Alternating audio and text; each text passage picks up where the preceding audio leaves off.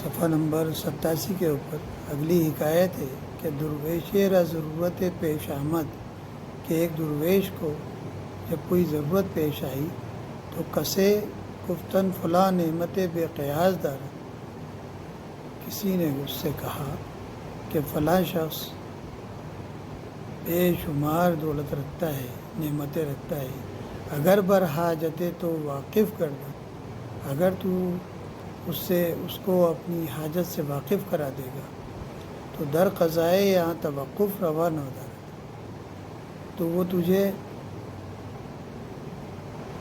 وہ تیری حاجت روائی کر کے ہی لوٹائے گا۔ درویش گفت من اورا نہ دانا، اس درویش نے کہا کہ میں اس کو نہیں جانتا ہوں۔ گفت منت رہبری کنم، اس نے کہا کہ اللہ میں تیری رہبری کرتا ہوں۔ دستش بگرفت و منزل آں کس در آورد، اس نے اس کا ہاتھ پکڑا اور اس کو اس شخص کی منزل کے پاس یعنی اس کے گھر تک لے آیا۔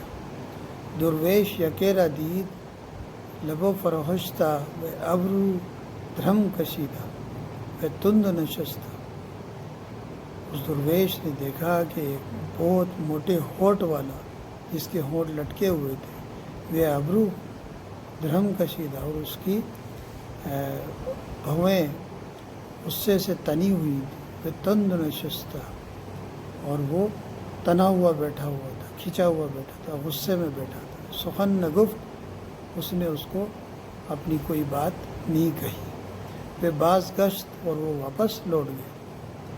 گفتش چرا چیزیں نہ گفتی، اس نے پوچھا کہ تو نے اس سے کوئی مطالبہ نہیں کیا، کوئی درخواست نہیں کی، کوئی چیز نہیں مانگی۔ گفت عطایش را بالقایش بخشیدہ، اس فقیر نے جواب دیا کہ میں نے اس کی عطا کو اس کے حلیہ پر بخش دیا۔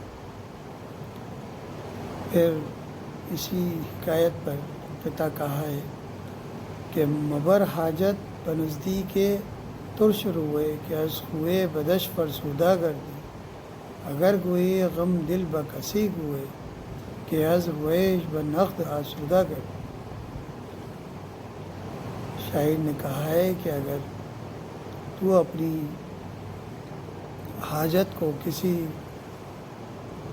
بدمزاج انسان کے پاس لے کے جائے گا تو از ہوئے بدش فرسودہ گردی، تو ممکن ہے کہ وہ تیری طبیعت کو بھاری گزرے گا۔